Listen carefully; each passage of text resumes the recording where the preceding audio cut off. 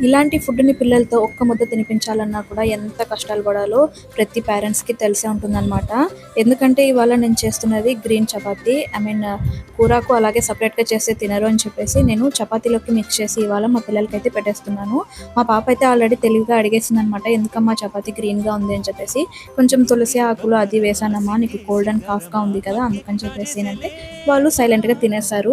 అది కూడా ఒక ఏజ్ వరకే అండి. మనం చెప్పింది వాళ్ళు నమ్మడము. ఆ తర్వాత మనల్నే తిప్పి క్వెషన్ చేస్తారనమాట. సో, యాక్చువల్లీ ఇక్కడ చపాతీ నాకు కొద్దిగా లూజ్ అయినట్లు అనిపించింది. అందుకని చెప్పేసి ఒక చిన్న టిప్ అందులో కొంచెం బొంబాయి రవ్వ గాని, ఒక స్పూన్ వరకు యాడ్ చేసుకొని మిక్స్ చేసుకున్నామంటే ఎక్స్‌ట్రా వాటర్ అంతా కూడా మనకు రవ్వ అనేది లాగేస్తుందనమాట. ఆ తర్వాత మనకి పక్కాగా వస్తుంది. అలా రవ్వ వేసిన ద్వారా మనకు సరిగ్గా రాదేమో చపాతీస్ అని అలా అంతా ఏం కాదండి.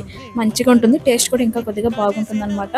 కొద్దిగా చేతికి పిండి అనేది అప్లై చేసుకొని మనం నీట్‌గా ఆయిల్‌తో అన్నా రుద్దేసుకోవచ్చు. లేదంటే కొంచెం పొడి పిండి యూజ్ చేసి కూడా మనం చపాతీ టైప్‌లో బాగా రుద్దేసుకోవచ్చు. మనకి ఎంత పల్చగా వస్తుందో, ఎంత వీలైతే అంత పల్చగా మనం రుద్దేసుకోవాలనమాట.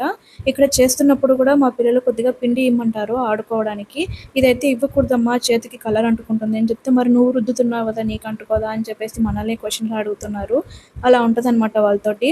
ఇక పాన్ మీద రోటి అనేది వేసుకొని మనం అలాగే కూడా కాల్చేసుకోవచ్చు.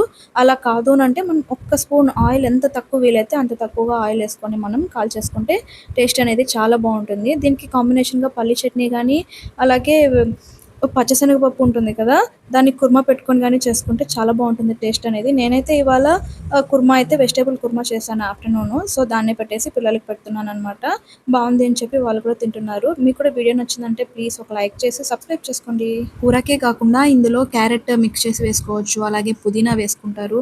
మీ ఇంట్లో ఏది ఫ్లేవర్ అనేది ఎక్కువగా ఇష్టపడి తింటారో వాటిని చేశామంటే పిల్లలు కూడా ఇంకా ఇష్టంగా తింటారనమాట. మా ఇంట్లో కూరాకు తినడానికి చాలా కష్టపడతారు. సో, అందుకని చెప్పేసి నేను ఎక్కువగా ఈ విధంగా అయితే చేస్తూ ఉంటాను. మరిన్ని కుకింగ్ వీడియోస్ కోసం నా ఛానల్‌ని ఒకసారి విజిట్ చేయండి. Thank you. See you for next video. Bye by.